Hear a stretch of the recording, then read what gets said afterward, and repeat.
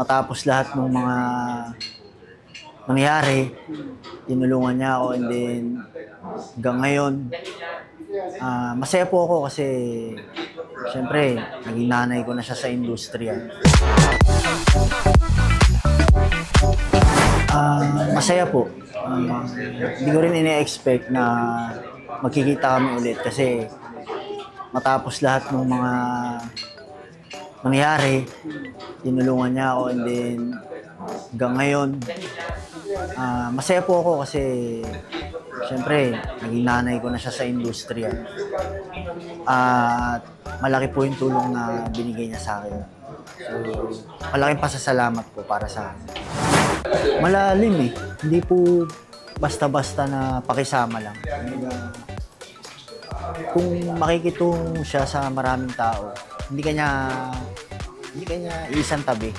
Kumbaga, nandun pa rin yung pagtingin niya sa'yo bilang artista, bilang katrabaho, yung pagiging nanay niya sa industriya. Hindi ko po makakalimutan yung mga pinagsamahan namin.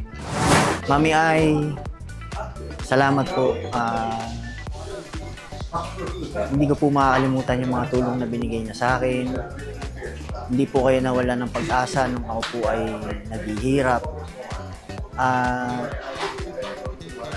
Maraming salamat po. Happy birthday. Magdasal po palagi.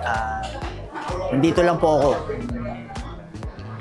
Ano man po yung mga napagdaanan natin na good or bad, at least hindi po nalalayo yung mga pinagsamahan natin sa labas at kahit dito po. Mag-ingat po palagi and good luck po. Maraming salamat.